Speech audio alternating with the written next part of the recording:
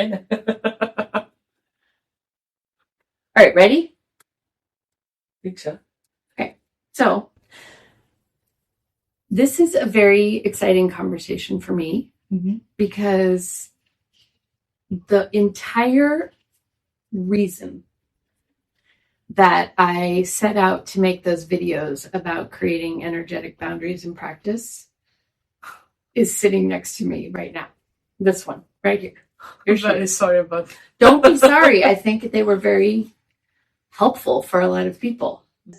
I have noticed in the last 10 years, say, there has been an increasing number of people who are like, I don't know how to stop when I start feeling, and it feels like it's too much, and it's too much information. I don't know what to do with it. And by the end of whatever period I'm working on people, I am absolutely spent.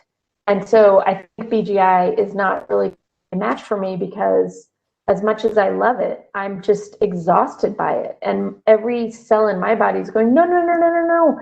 Wait, we can help this. And so that's my goal with these chats, is to. The only person they may not have been very helpful for was for me. Was you. Yes. Tell me about what it used to be like for you.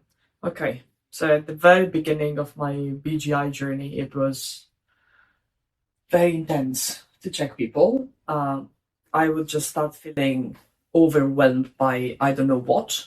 Like I was feeling emotions. I was feeling a lot in myself, kind of resistance or a lot of tension. I couldn't breathe. I didn't know how to deal with what was happening. And I couldn't understand if it was the other person or if it was me or if it was something that just the two of us having an interaction was creating. So I remember like being in a seminar, checking someone, and I said, oh, I really, really need to get out of the room. And then I went out in a little corner crying and be like, oh, this is not for me. That's like, I can't deal with this. It's too much. I don't understand it. And then Amy came, was like, no, it's okay. Kind of reassured me that. I reassured you, but Yes. I also felt like it wasn't okay in that it Yes. didn't feel sustainable. Yes. Like, absolutely. Yes. And also, why would you want to have that intensity Yes. all the time Yes. as part of your daily? Yeah, it was not going to be healthy. Yeah, I mean, it was just Yeah. too much. Yes. Okay. So then I sat down and made many 18 interviews. hours of material to Yes. guide you through your journey. Yes, which was very interesting. Interesting, correct. But not there helpful. there was definitely some points that I was like, oh, that's nice. But to me, I didn't find anything that was actually feeling like, oh, that's how to do that. And or that is how to do that for me. for you. Yes, absolutely. Yeah. For me. And then I was like, I don't know what to do. And then I think that the more I was doing that, the more I was forcing myself to accept what I was feeling, the better it became. I also thought that the more I was learning the geometry and the BGI concept, the more confident I was in what I was doing and in myself. So that was also something that helped me to be a bit more like, okay, it's happening, but it's gonna get to a point where it's gonna be done. And then I think that my experience here at the clubhouse was really something that really helped me to be okay with what was happening with the person on the table. And I think that the true key of all of this was to just be more okay with myself.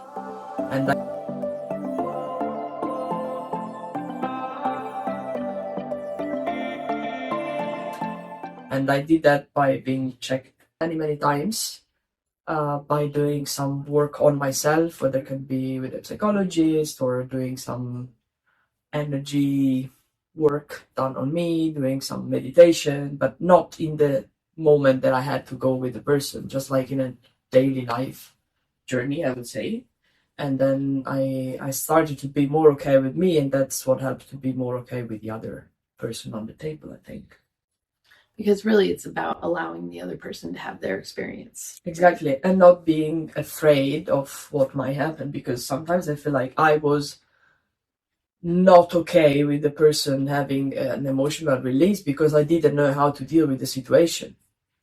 And I wanted to say something, I wanted to fix something. I also think that it's been a cultural thing for me. I grew up in Italy, and it's like it's bad if you cry, it's bad if you don't behave as they taught us to do. And so once you understand that you don't necessarily have to do something about someone who is releasing their experiences, that's something that was very helpful, I think.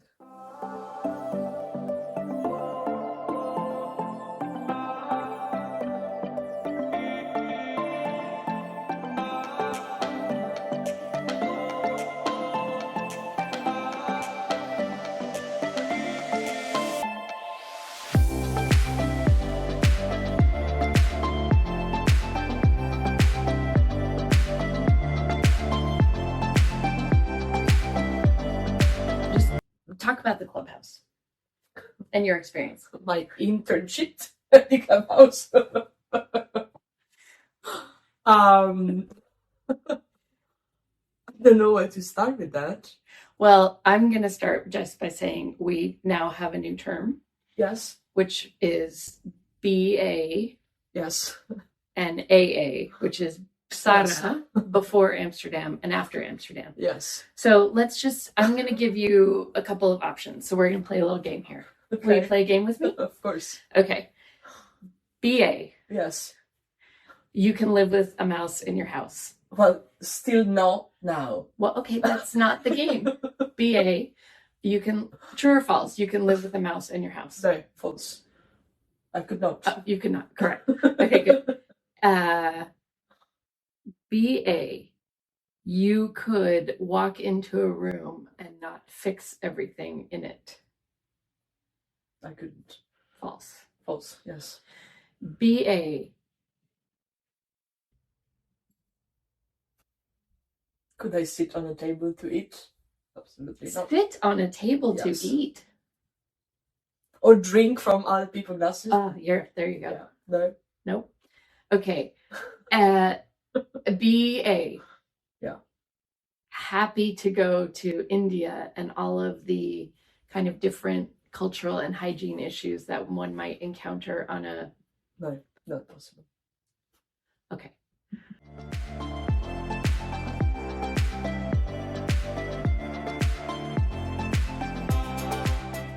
So this was fun. Tell me about AA.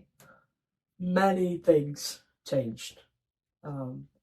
And I just felt way less compressed. I didn't feel compressed at the time. I just realized how compressed I was after being released. I think I am more flexible. I'm still very tight, but way more flexible than before. I think I am more open in the way I see other things. And so last night you had a comment about the video, which I'll insert here. Yes, your video, the disconnection. Mm-hmm. Yeah. So there is a video where Amy talks about the disconnection, and she's filming her feet, talking about the water and the sand, the different type of sand texture. Yeah, and then suddenly her feet get wet, and she goes like, "Oh, okay, I didn't expect this to happen today, but that's okay. That's how it is."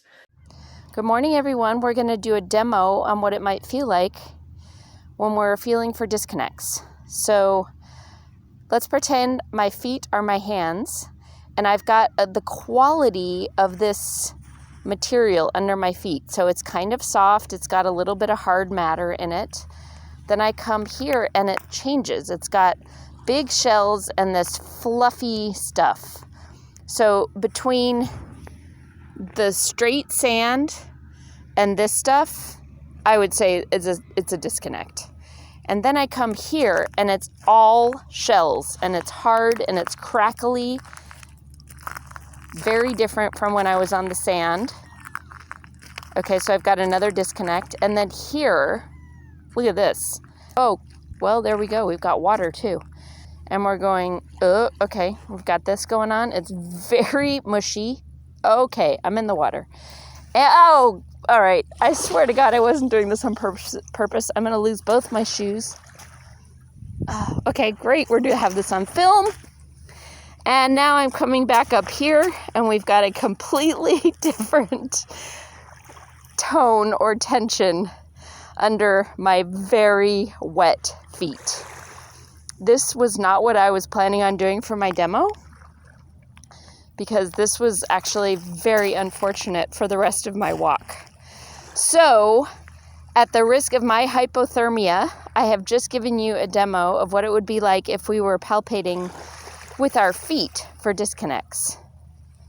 And in that video, I just, like, my mind just started to think about, that's the perfect example of being overwhelmed with things that happen that you can't control. So it's a good video for this connection, but I think it's a very good video also to explain what I think is the way you can handle everything better. The way you can handle everything better. Yeah, sorry, yeah, it's me, because you can do that in another way, but for me, sure, that's how it works. So is that she didn't expect it, that she didn't have anything to, you know, change her shoes or change the sock at dry feet, whatever. So you just accept it. And I think that's how it works for me when I am at the table with someone, because I do have many tools. I've studied different techniques. I use different techniques. I use BGI. I use my experience. But I think I never have a big enough backpack with all possible tools. So the only tools that I have is myself at the end, and that's okay. And that's like, you got your feet wet. I could have my backpack with another shoes, another socks, and like a towel to get them dry, and flip-flops and whatever. But that's not how it works. It's a lot to carry, exactly. And then what if then you need to go hiking, because that's the way back that you need to go through, and you don't have hiking shoes, or I should have taken also the hiking shoes. It's just too many things. It's lunchtime? Exactly, and you don't have your sandwich or your gas stove, because you have to have a hot meal. Exactly. Italian. Yes. Or your scarf to go up to the one thing, you know, like. So it's like, just be okay with whatever happens, and the feet are gonna eventually get dry at some point, and shoes as well. So I think that's a good example on how I would deal with, or how I started to deal with whatever happens on the table. Like. What's interesting too is that for somebody who, you started working right after you graduated. Yes. And it was during COVID. Yes.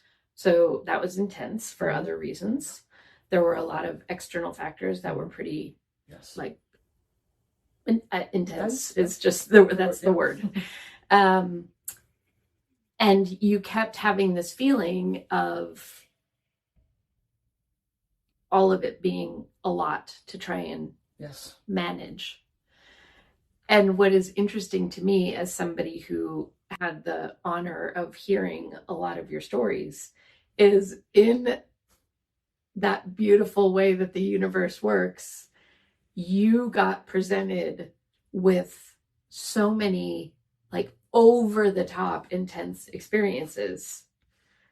Just you know, like, no one else is having these things. And here's Sara, who's already just wants people to lie there and be quiet, and then say thank you very much, and no hug, just pay as you're going out the door. And then you're having these people having these incredibly intense, non-controllable, non-manageable, non-textbook experiences. And in some ways, if a person who just somebody who comes into the office and is watching with no expectations, if they were to see these things happen back to back, it would kind of look like it was because of you that they were happening, right? Because you're the only common factor in all of those things. And I'm not saying that it was because of you. I'm just saying that it was fascinating that you had so much resistance to it. And it just kept manifesting like, oh, you didn't realize you can't manage it. Well, let's do it bigger. Let's make it bigger and bigger and bigger. And it reminds me of this little sign I had on my wall in New York, which was, your body will speak to you at the volume necessary for you to listen. So the body in this case was your practice. Yes. And your practice kept giving you examples of like, listen, Sara, you can't control it. It's beyond you. Yeah. Just let it be. And you would be like, okay. And then it would come up bigger and you'd go, nope, but not this. Anything but this. And then so it would behave for a little while, and it would get bigger again. And you'd, Yes. And you're still here. Thank you. Survived. I mean, it's not a small thing. No. Yeah, because it would have just been easier to either go to Milano and go to pharmacy school, you know, and like there were a lot of options, I feel like, that could have made things easier. Yes. Or even if not easier, more manageable. Yeah. We've been wanting to have this conversation for a while because it has become clear to me how much you have grown and how much you have given space for people to go through what they need to. And it's a really beautiful full circle. Yes. Because we held a lot of space for you too. Yes, absolutely. That's something I'm very thankful for. We had so many big, intense things in our little world. Yes. So intense but needed. Yeah. Yes. And so were those people that manifested on your table and did the weird things. Yeah. So you can throw away all the other videos. No, just don't the have one to that wash works your for you. hands. No, what? No, that's something that they have to keep doing, please. No. I'm still a bit rigid on the hygiene thing. I need a few more sessions for that.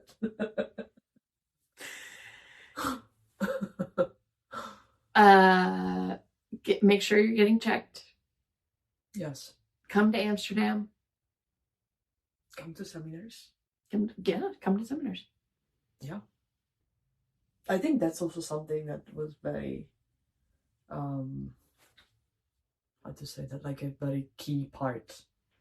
Because I had this huge opportunity to be here in Amsterdam for with Tara Dennis. Yes, for almost 6 months, and that was definitely like a super intense everyday experience that helped me a lot, but it was very hard at the time to manage, to go through that. But even just going to seminars once or twice a year, you have this group of people, and to me it's really like a safe place. And we also with other chiropractors, we talk about this. It's like, yes, we keep going to seminars.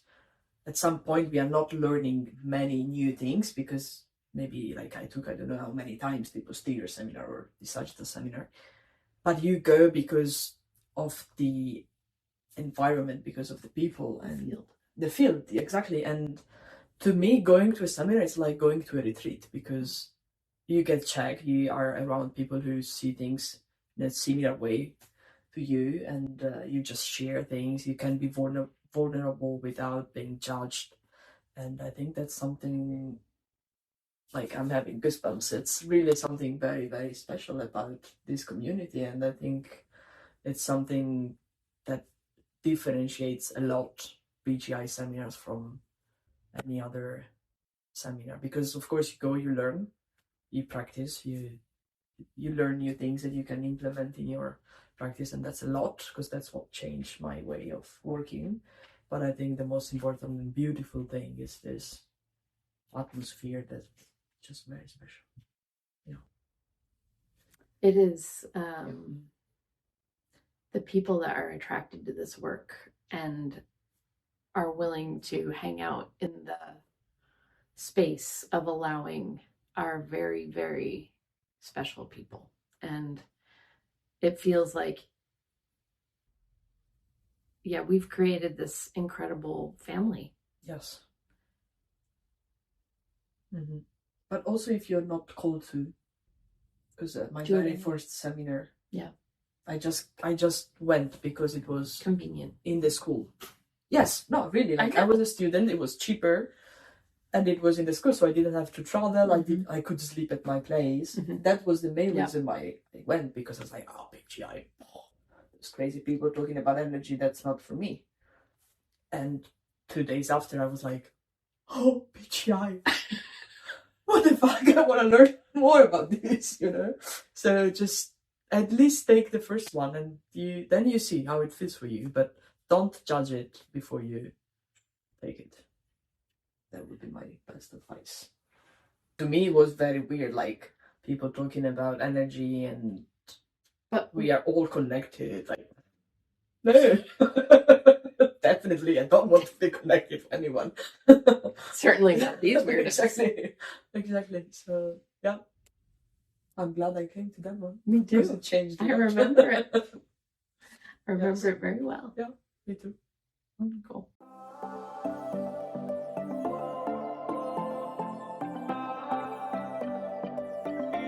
Oh, well, okay, so let's do the quiz. Quiz, okay. AA. Yes. True or false? I can live with a mouse in my house. I can? False. Okay. So, but did you live with a mouse in your house? Not really. I mean, that sounds very bad. It just happened that there was I'm not saying you invited the little mouse to live with I you. wasn't living, like I would say living if someone is constantly in the apartment. That wasn't the case. So you think the mouse like went out and did errands Yes, and then came home here? Okay. That. And so the mouse didn't live here, it just came to visit. One day. Like, yes. One time. Yes. Okay. So there was a mouse in the house in Amsterdam for one day only. Yes. And Sara survived. Okay. But that was still a big deal because you did not like mice. No, it's not that I don't like. I'm terrified. I'm trying not. I don't know that I would want to live with a mouse in my house either, but it was. I wasn't living. So, how are you with snakes? Okay. Really? I mean, if there is a snake here, I'm probably not gonna be like, oh, nice, but. But if between the snake and the mouse, you're rooting for the snakes. Absolutely. 10 snakes. Okay, one mouse. Bad. Okay. Very bad. After Amsterdam, I chose to go back. True or false? I chose to go back to India a second time, knowing what I might run into, and appreciated the experience. True. AA. True or false? I can sit with people in the middle of a lot of discomfort. True. That's the gift. Yes. Before. Thank you. Best game ever. Thank you. You're welcome.